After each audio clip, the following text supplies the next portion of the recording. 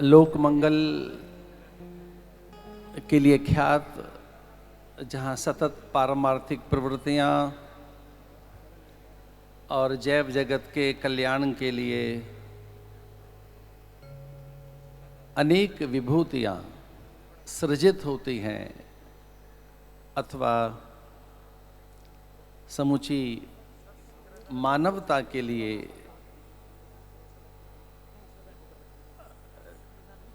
और भारतीय संस्कृति संस्कार उसकी संवेदनाओं के रक्षण संवर्धन के लिए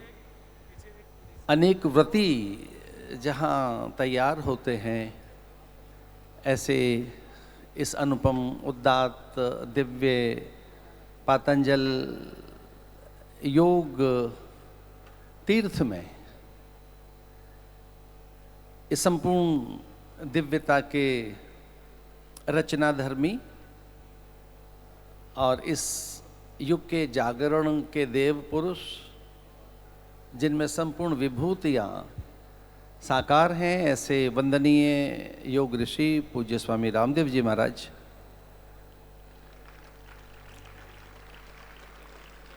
इस युग में जिन्हें हम चरक सुश्रुत पतंजलि पाणिनि की साकार सत्ता के रूप में भी अनुभूत करते हैं, एक ऐसे अलौकिक दिव्य पुरुष आदरणीय आचार्य बालकृष्ण जी, मेरे दक्षिण वाम पार्श्व में बैठे उत्तराखंड के यशस्वी शिक्षा, चिकित्सा और विविध आयामों के मंत्री आदरणीय धन सिंह रावत जी, मंचस्थ सभी विभूतियाँ, अग्रिम पंक्ति में बैठी संन्यस्त विभूतियाँ और आप सब, मैं हर्षित हूँ और अत्यंत आह्लादित हूँ ये कहते हुए कि आज सौमित्र नंदन आदरणीय आचार्य बालकृष्ण जी महाराज के प्राकट्य अथवा अवतरण दिवस पर, कि जब उनके 50 वर्ष पूर्ण हुए हैं और वे 51वें वर्ष में प्रवेश कर रहे हैं। एक अद्भुत संयोग है, आज़ादी का अमृत महोत्सव, पूरे देश में अनेक आयोजनों की दिव्य श्रृंखलाएं और जहाँ से अनेक कीर्तिमान स्थापित हुए हैं, विश्व के अनेक कीर्तिमान। ऐसा ये पातंजल योगपीठ एक नया और अद्भुत एक कीर्तिमान स्थापित हुआ है।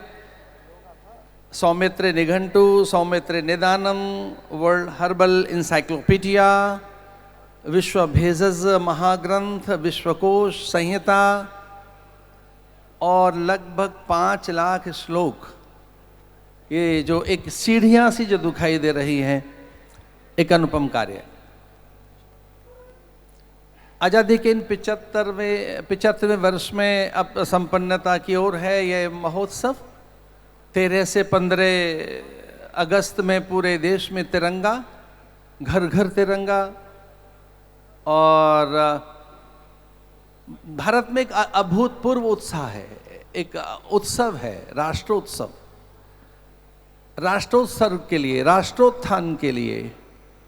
लेकिन ये सच है कि आज़ादी के 75वें वर्ष में हम अनेक अगर उपलब्धियों की गणना करें, जिनमें सूचना की तकनीक, संचार की क्रांति, प्रौद्योगिकी, साथ में हमें ये भी मानना होगा कि आज़ादी के 75वें वर्ष में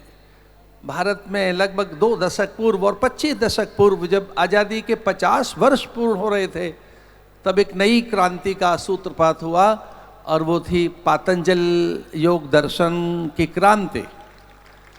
योग आयुर्वेद के द्वारा,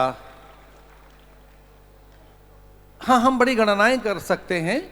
वो सूचना की तकनीक हो, संचार की क्रांति हो, सॉफ्टवेयर हार्डवेयर इंजीनियर्स हो, हमारी अभियांत्रिकी हो, चिकित्सा पद्धति हो, अथवा अंतरिक्ष में हमारा प्रवेश हो, वो सब अत्यंत अलौकिक है। पूरा संसार उससे चकित है, विस्मित है। हमारी योग्यता, प्रतिभा, हमारा वैदुष्य अथवा हमारी क्षमताओं से। लेकिन मैं फिर से ये कहना चाहूँगा कि इन 75वें वर्षों में उच्चतम प्रतिमान और कीर्तिमान जिस संस्था ने गढ़े हैं वो है पातंजल योगपीठ। वो साहित्य सृजन हो, विद्या वैदुष्य के जगत की बात हो, योग आयुर्वेद की बात हो, और उस सब का श्रेय जाता है ये विभूति द्वय। हम बहुत हर्षित हैं, महाराज जी का आज प्राकट्य उत्सव है, 5 लाख श्लोकों का सृजन, विश्वकोश, और ये सारी चीज़ें मुझे लगता है कि अब शोध का विषय नहीं है, ये पूरी धरती पर एक उत्सव का विषय भी है। अधिक कुछ कहना नहीं है, मैं तो अनेक बार यहाँ आकर यहाँ की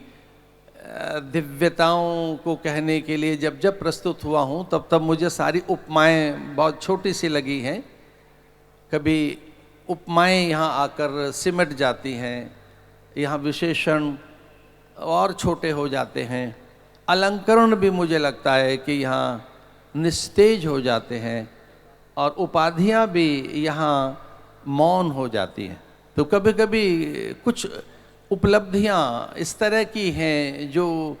जैसे हम कहें कि संस्कृति का उच्चतम प्रतिमान इस समय कोई है, तो ये संस्थान जो अब केवल संस्थान नहीं रह गया है।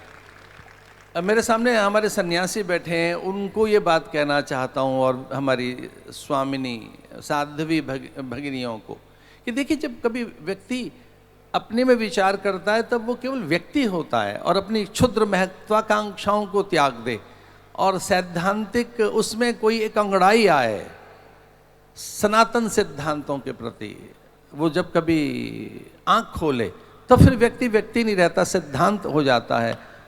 और फिर वो सिद्धांत अगर मुखरित हों, उसमें जीवंत हों, जागृत हों, उसके चिंतन चरित्र आचरण से कहीं वो एक प्रकार से अभिव्यक्त होने लगे वो सिद्धांत, तब व्यक्ति व्यक्ति नहीं रहता, वो संस्था और संगठन बन जाता है, और कभी कभी वो युग धर्म बन जाता है। पतंजल योगपीठ अब एक युग धर्म है, वो संस्था नहीं है, वो संगठन नहीं है। आदरणीय आचार्य जी, सुदिनम सुदिनम जन्मदिनम तब भवतु मंगलम जन्मदिनम,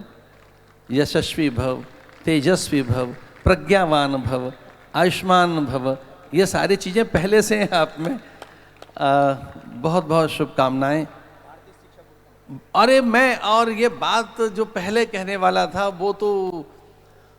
मुझे लगता है कि वो एक अचंभा, और वो अचंभा है भारतीय शिक्षा बोर्ड। और जब मैं भारतीय शिक्षा बोर्ड की बात कहूँगा तो मुझे लॉर्ड मैकाले क्यों नहीं याद आएगा। वो लॉर्ड मैकाले ये कहता है कि भारतीय संस्कृति संस्कार और उसकी दिव्य संवेदनाओं की मेरु कोई मेरु सत्ता है अथवा सुषमणा है तो उसे ध्वस्त करिए, वो है भारत की शिक्षा। 1936 में उसने वहाँ के पार्लियामेंट में जब ये वक्तव्य दिया और एक व्यूह रचना उसने की कि किस तरह से भारत की शिक्षा को ध्वस्त करना है, गुरुकुल पद्धति की सारी उस संरचना को चूर चूर करना है, वो लॉर्ड मैकाले का भाषण मेरे पास अभी भी है, यद्यपि उसकी प्रतियां सर्वत्र प्रकाशित हुई हैं। अगर आज भारतीय शिक्षा बोर्ड की बात अगर मैं कहता हूं तो मुझे लॉर्ड मैकाले याद आता है कि उसने वहाँ लंदन की पार्लियामेंट में बात कही थी कि हमें कुछ नहीं करना है, भारत की शिक्षा को तहस नहस करना है, अपनी शिक्षा पद्धति लाकर। आज़ादी के जहाँ 75 वर्ष पूरे हो रहे हैं वहाँ ये श्रेय भी पतंजल योगपीठ को और पूज्य स्वामी रामदेव जी और आचार्य जी को जाता है कि आज भारतीय शिक्षा बोर्ड बन चुका है। और मोदी जी के उपकार, उनके अनुदान, उनका सहयोग और सदाशयता अथवा उनकी दृढ़ इच्छा शक्ति, उनकी पॉलिटिकल विल और उनके भीतर एक अद्भुत प्रशासक, वो जिसके भी उनकी आत्मा में मुझे लगता है विक्रमादित्य अथवा हर्षवर्धन कभी कभी दिखाई देता है, उनकी आत्मा में मुझे कभी कभी दिखाई देता है हरिश्चंद्र गौतम कणाद, जैमिनी पाराशर के आशीष फलीभूत होते हुए। और ये साहस दिखाया है हमारे भारत के प्रधानमंत्री ने कि भारतीय शिक्षा बोर्ड को अप्रूवल्स मिली हैं। मुझे लगता है कि 75 वर्ष पूरे हो रहे हैं, भारत की आज़ादी का अमृत महोत्सव मनाया जा रहा है। मैं ये कहना चाहूँगा कि अगर सबसे बड़ा कोई कार्य हुआ है इन 75 वर्षों में तो ये भारतीय शिक्षा बोर्ड। एक बार जोरदार हाथ उठा करके अभिनंदन है इस कार्य शायद कल ही अप्रूवल्स उसकी आई है, शायद उसकी अप्रूवल्स भी कल ही मिली है। कल ही मिली। और ये एक बड़ा आश्चर्य है कि उसकी अप्रूवल्स भी कल ही मिली हैं। इस जड़ी बूटी दिवस की पूर्व संध्या पर भारतीय शिक्षा बोर्ड को अप्रूवल्स, और आज ये सब जो विलक्षण आयोजन है, इस सबको मेरी शुभकामनाएं।